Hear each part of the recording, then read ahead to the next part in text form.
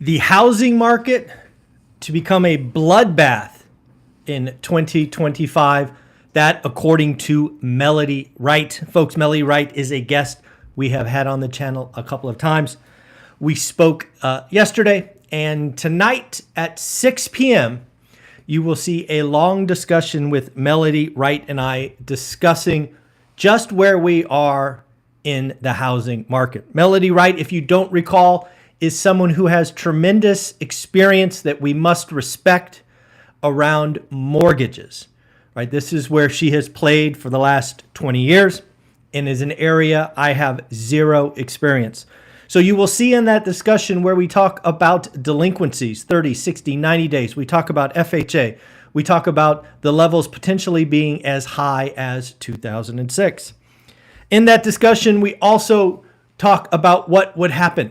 What would happen if such a thing would occur. And to be clear, let's put some numbers on a bloodbath. You'll hear us in the discussion, I think at the tail end, call anything in the double digits for 2025 a bloodbath. And I agree with that characterization. If you studied the Great Recession like I have, you know that the historical largest drop year on year was 8.9%. Housing doesn't typically react that way.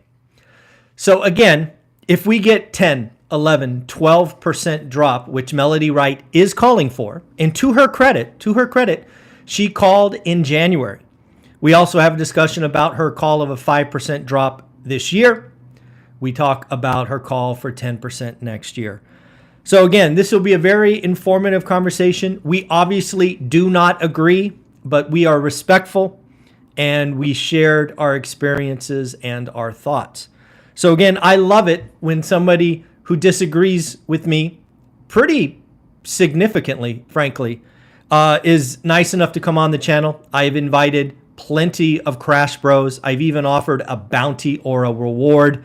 None of them want to show up because they've been wrong for so long. So I hope you enjoyed that conversation with Melody Wright. It is about an hour long, if memory serves.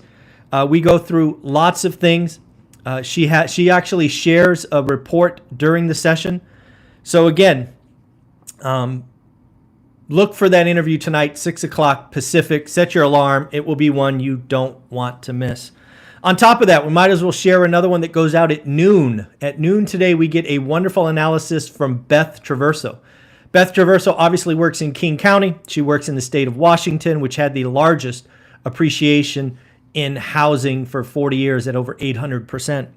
We talk about that very briefly at the opening, but then we get into the meat and potatoes. Folks, it appears that the spring selling season is over and we are already seeing a behavior change. Folks, I can't tell you, rates matter. Rates matter. In fact, with rates over 7%, even so slightly, I think 7.05% was the last I saw. Mortgage demand, make sure I get this correct. Mortgage demand for refis was down 14% week on week and down 1% for purchase week on week. Again, I think it has become very obvious with actual data. This is becoming not opinion, it's becoming fact. 30-year mortgage above 7, buyers pull back. 30-year mortgage below 7, marginal demand arrives. Folks, on top of that, I think we now have a magic number. We have a magic number that truly unlocks demand. And for a while, you've heard me kind of guess. Is it 6.5? Is it 6? Is it, what is it? Well, did you know, and shout out Nick Timoros from the Wall Street Journal. Nick from the Wall Street Journal posted this. For the last 52 weeks, so for 1 year, the 30-year mortgage has not been below 6.7%. Why is that important? Well, if the consumer has taught me anything over the last 30 years of studying them, the consumer wants a deal. The consumer wants a deal. So if we have been above 6.7% mortgage rates for a year, And sometime in the next 3, 6, 9, 12, 18, whenever, we go below 6.7%, I think we're going to start to see demand pick up. That's the line in the sand. I want to shout out Nick Tamaros from the Wall Street Journal for uncovering that fact because I think it's important. 6.7%. So next up, let's talk about Larry Summers. Man, Larry Summers in the news again. Larry Summers actually put a number on something that you've heard me talk about for 6 months. You've heard me talk about for 6 months that the Fed needs the threat. They need the hammer of going higher. Now, I don't think they will, but again, I think they need to be clear that it is possible. Larry Summers actually thinks there's a 15 to 25% chance that the next rate move is higher. So the good news is we will not have to wait very long. I think on June 12th, there's the Fed meeting, and I do believe, I didn't verify it this morning, but I do believe we will get what's called the dot plot. It is the Fed president's expectation of the future around rates, GDP, unemployment, all of those things. So we will see if any of the Fed presidents have the guts to put an increase on the table. But again, according to Larry Summers, it could be as high as 25% or 1 in 4. Folks, if you are part of the school community or are you thinking about joining the One Rental at a Time school community, I have great news for you. I'm taking a page from Ty. Ty just recently gave you 6-hour masterclass on creative finance. I want to show support as well. So what I will be adding to the school community for free is my 10-week boot camp. We had a 10-week boot camp with about 41 Rental at a Time fans. It cost $1,000 to be a part of this. I'm going to be adding it to the school community as a course for free. For free. So again, you could join the school community, ask questions, be a part of it, join the weekly phone calls, but now you are also getting course material that hopefully takes you off the sidelines. The 10-week boot camp was created because I wanted to know what the community was doing, what the community was stuck. We talk about buy box. We talk about different buying vehicles. We talk about all kinds of stuff, and we bring on a Rolodex of millionaires. If you are stuck, good news. You don't have to spend $1,000. You can just join the school community, and it will be loaded over the next week, probably on Friday or Saturday, as I don't record content those days. But you can count on it. It is coming, and I look forward to exceeding your expectations again. Don't forget that the next 2 phone calls are scheduled. We have one on Friday at 10 a.m. with Matt the Mortgage Guy, talking mortgage, looking at your quotes, trying to save you money. Matt the Mortgage Guy has a goal to help somebody save thousands of dollars. And again, it is 100% free. You'll find the Zoom link in the calendar. And then on Sunday, 9 a.m., we're going to have the one and only Jason Pritchard. We have verified that he will be able to make it today, barring another emergency, but he promised he will make it for the community. So again, folks, we are continually exceeding expectations and giving. Join the community. Last thing, we are having a conversation today with one of our millionaires. She's going to lay out her portfolio. We're going to give her some recommendations. She has some goals that she wants to accomplish in the next 7 months. We're going to go into a little bit of detail. I'm only going to put that video on school. I don't think that video belongs on YouTube. I don't think I need to unleash this to the world and potentially bring prying eyes, if you know what I mean. But we will put it on school. I've spoken with her, and she is cool with that. So again, if you've ever thought about, hey, I got a portfolio, now what? You're going to get one of those examples later this afternoon. So what else is going on? Let's talk about 21 states. Folks, 21 states. So what is that, like 40%, a little more than 40%, have seen a jump in jobless claims over last year. This is according to Nancy Lazar from Piper Sandler. Again, these are things we have to watch. I know Danielle DiMartino Booth has been highlighting similar stats, although I thought Danielle's number was like 41 or something, but I could be wrong. How about Austin Goolsbee, another Fed president? They all seem to be talking this week. The Fed should be highlighting or should be watching consumer